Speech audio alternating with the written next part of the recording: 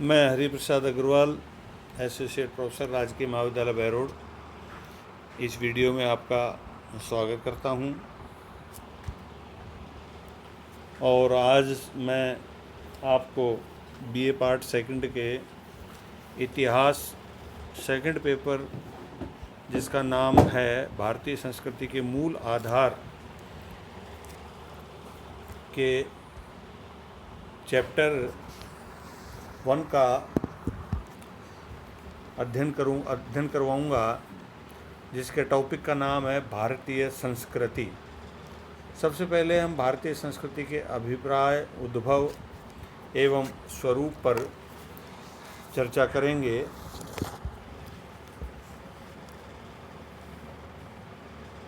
संस्कृति मानव जीवन की अमूल्य निधि होती है और संस्कृति से ही उन सभी संस्कारों का बोध होता है जिनके सहारे मानव अपने सामाजिक जीवन के आदर्शों का निर्माण करता है। चूँकि मानव एक सामाजिक प्राणी है, इसलिए उसकी संस्कृति का विकास भी सामाजिक व सामूहिक रूप से होता है। समाज से अलग रहकर उसका सांस्कृतिक विकास संभव नहीं है। अतः संस्कृति किसी एक व्यक्ति के प्रयत्नों का परिणाम नहीं होती, बल्कि संपूर्ण समाज के प्रयत्नों का परिणाम होती है। और ये प्रयत्न ऐसे होते हैं जिन्हें आने वाली पीढ़ियां भी सतत रूप से करती रहती हैं। इसलिए संस्कृति किसी एक युग की कृति न होकर विभिन्न युगों के मानव समूहों तथा समाज के सामूहिक प्रयत्नों का परिणाम होता है। यदि विश्व की कोई संस्कृति अमर कही जा सकती है तो निसंदेह भारतीय संस्कृति ही वह संस्कृति है। चीनी संस्कृति के अतिरिक्त विश्व के अन्य सभी संस्कृतियाँ, जैसे मेसोपोटामिया की सुमेरियन सभ्यता संस्कृति, अशीरियन, बेबीलोनियन और रवाल्दी प्रभृति, मिस्र, ईरान, यूनान और रोम की प्राचीन संस्कृतियाँ काल के कराल के गाल में समा चुकी हैं। केवल कुछ ध्वंसावशेष ही उनकी गौरव गाथा गाने के लिए बचे हैं। किंतु भारतीय संस्कृति कई हजार वर्ष तक काल के क्रूर थपेड़ों को सहती हुई आज तक भी जीवित है।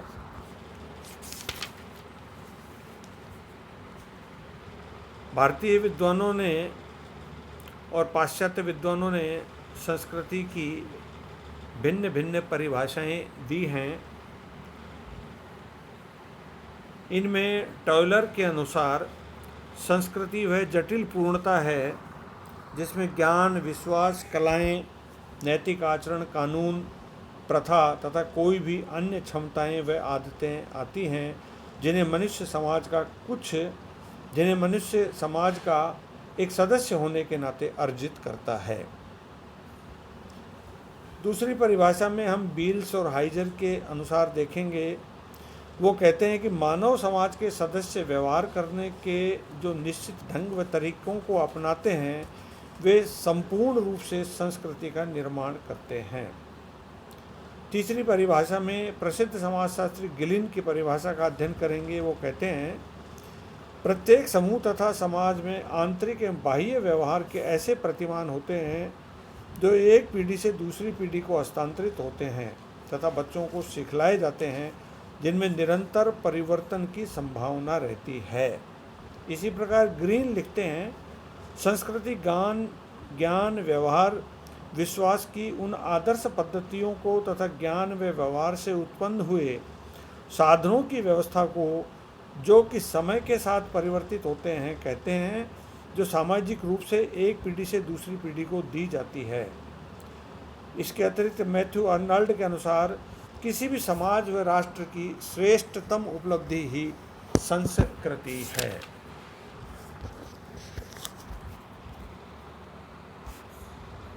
अब हम देखेंगे सभ्यता और संस्कृति, दो सामान्यतः हम शब्दों का प्रयोग करते हैं। वस्तुतः ये दोनों शब्द अलग अलग हैं, इनमें भेद है। सामान्य बोलचाल की भाषा में हम इनका प्रयोग एक शब्द के रूप में ही कर लेते हैं, एक ही अर्थ में करते हैं, जबकि इनका अर्थ भिन्न भिन्न है। तो हम देखेंगे कि सभ्यता और संस्कृति में क्या भेद है। प्रकृति द्वारा प्रदत्त पदार्थों, तत्वों, शक्तियों का उपयोग कर मनुष्य ने भौतिक क्षेत्र में जो उन्नति की है, उसी को हम सभ्यता कहते हैं। सभ्यता से मनुष्य के भौतिक क्षेत्र की ओर सांस्कृतिक क्षेत्र से मानसिक क्षेत्र की प्रगति सूचित होती है। मनुष्य केवल भौतिक सुख सुविधाओं से संतुष्ट नहीं हो जाता, क्योंकि भौतिक प्रगति से शरीर की भूख मिट सकती है, लेकिन मन और आत्मा अतृप्त रहते हैं। इन्हें तृप्त करने के लिए मनुष्य जो अपना विकास करता है उसे संस्कृति कहते हैं। इस प्रकार सभ्यता मानव की भौतिक विचारधारा को सूचित करती है, जबकि संस्कृति आध्यात्मिक एवं मानसिक क्षेत्र के विकास को सूचित करती है। अब हम देखेंगे भारतीय संस्कृति की प्रमुख विशेषताएं, जिनके कारण भारतीय संस्कृति का आज भी विश्व की सभी संस्कृतियों में अपना महत्वपूर्ण स्थान है और एकमात्र प्राचीनतम संस्कृति जो जीवित अवस्था में निरंतर रूप से प्रवाहित अवस्था में है, उसके क्या कारण हैं या ऐसी कौन सी विशेषताएं हैं जिनके कारण भारतीय संस्कृति आज भी जीवित है। हम देखेंगे कि हजारों वर्ष पूर्व भारतीय संस्कृति का उद्भव और विकास हो चुका था, किंतु भारतीय संस्कृति के मूलभूत तत्वों को आज भी देखा जा सकता है। अतः कुछ गौण परिवर्तनों के बावजूद भारतीय संस्कृति का मूलभूत ढांचा वही है। भारतीय संस्कृति के मूलभूत ढांचे का विवेचन करने के लिए हमें उनकी विशेषताओं का विवेचन करना होगा, और इनकी विशेषताओं में जो प्रथम विशेषता है भारतीय संस्कृति की, वह है प्राचीनता। भारतीय संस्कृति विश्व की प्राचीनतम संस्कृतियों में से मानी जाती है। प्राचीन विश्व की अनेक सभ्यताएं इस समय नष्ट हो चुकी हैं, परंतु भारत की प्राचीन संस्कृति हजारों वर्ष बीत जाने पर भी आज तक कायम है। भारतीय संस्कृति की प्राचीनता और स्थिरता भारतीय जीवन के प्रति उसकी अनुकूलता और उपयोगिता स्पष्ट प्रकट करती है। यह सत्य है कि कालांतर में उसमें अनेक मिलावटें आ गई, फिर भी मूल रूप से भारतीय संस्कृति के अनेक अंग भारत के लिए ही नहीं वरन विश्व के लिए भी मूल्यवान और आवश्यक बताए जाते हैं। इसीलिए कवि इकबाल के शब्दों में कहा है, इकबाल ने अपने शब्दों में कहा है कविता में कि यूनान मिस्र रोमा सब मिट गए जहाँ से, है बात कुछ ऐसी कि हस्ती मिटती नहीं हमारी। संपूर्ण सभी सभ्यताएं नष्ट हो चुकी हैं, लेकिन भारतीय संस्कृति भी आज भी अपने प्राचीन स्वरूप को लेकर आज तक भी कायम है। भारतीय संस्कृति की दूसरी विशेषता है आध्यात्मिकता। भारतीय संस्कृति ने अपने को जिस रूप में अभिव्यक्त किया है वह है आध्यात्म की भावना। भारत में यह विचार सदा से चला आ रहा है कि आँखों से दिखाई देने वाले इस स्थूल संसार से परे भी कोई सत्ता है, जिससे जीवन व शक्ति प्राप्त करके यह प्रकृति फल फूल रही है। भारत में यह विचारधारा भी प्रचलित रही है कि जो अपने को सब में और सबको अपने में देखता है वही असल में देवता है। इसी विचारधारा के कारण देश में धार्मिक या सांप्रदायिक द्वेष बहुत अधिक नहीं रहा है, और यही कारण है कि शक, यवन, कुषाण आदि जातियों को भी इसी भावना द्वारा भारतीय समाज का अंग बनाया गया है। मानव जीवन का सर्वोच्च लक्ष्य आध्यात्मिक पद्धतियों पर चलते हुए ब्रह्म का ज्ञान प्राप्त करना या अन्य साधनों से सांसारिक जीवन से मोक्ष प्राप्त करना माना गया है। आज भी भारतीयों का चरम लक्ष्य मोक्ष प्राप्त करना ही है।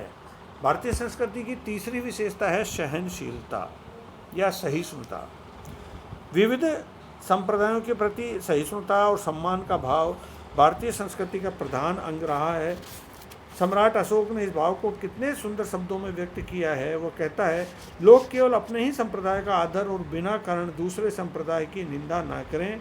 जो व्यक्ति ऐसा करता है वह अपने संप्रदाय को भी क्षति पहुंचाता है और दूसरे संप्रदाय का भी अपकार करता है।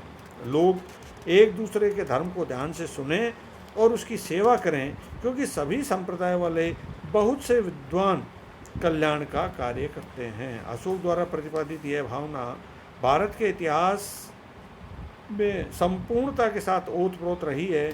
इसलिए यहाँ के राजाओं ने धार्मिक दृष्टि से अत्याचार नहीं किया और न ही यहाँ कोई सांप्रदायिक युद्ध हुए हैं। प्राचीन भारत ही एकमात्र ऐसा देश था जहाँ हिंसा और धर्मांधता का प्राधान्य नहीं था।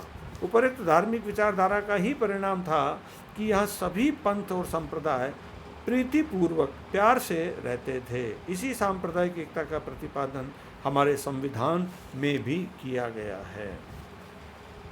भारतीय संविधान की चौथी विशेषता है अनुकूलता। भारतीय संस्कृति में अनुकूलता का अभिप्राय है अपने को परिस्थितियों के अनुकूल बनाते रहना। जीव शास्त्र का यह नियम भी है कि वही प्राणी दीर्घजीवी होता है जो परिस्थिति के अनुकूल अपने को ढालता है। भारतीय संस्कृति ने अपने इस गुण के कारण सभी विषम परिस्थितियों में उपयुक्त परिवर्तन करते हुए जीवित रही। परिस्थितियां निरंतर परिवर्तित होती रही और हमारे धर्म, समाज, आचार विचार आदि में निरंतर परिवर्तन आता चला गया, किंतु यह परिवर्तन इतना सहने सहने और सूक्ष्मता से हुआ कि हमें उसका बिल्कुल पता ही नहीं चला। भारतीय संस्कृति की पांचवी विशेषता है सर्वांगीणता। व्यक्ति का सर्वांगीण विकास भारतीय संस्कृति का आधारभूत विचार है। सर्वांगीण विकास का लक्ष्य ऐहिक और पारलौकिक दोनों प्रकार की उन्नति करना है। भारतीय संस्कृति में शारीरिक, मानसिक, आध्यात्मिक तीनों प्रकार की शक्तियों के विकास पर समान बल दिया गया है। शास्त्रकारों के अनुसार मनुष्य को 4 पुरुषार्थ धर्म, अर्थ, काम और मोक्ष प्राप्त करने का प्रयत्न करना चाहिए। इनमें पहला और अंतिम आध्यात्मिक विकास के लिए था, दूसरा और तीसरा शरीर व मन की उन्नति के लिए। इनकी प्राप्ति के लिए आश्रम व्यवस्था की भी स्थापना की गई है।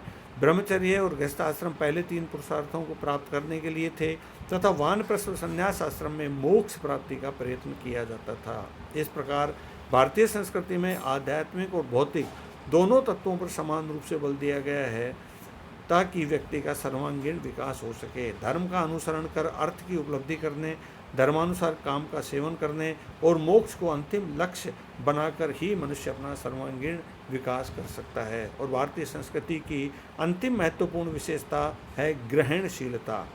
सहिष्णुता से भारतीय संस्कृति में ग्रहणशीलता की प्रवृत्ति उत्पन्न हुई।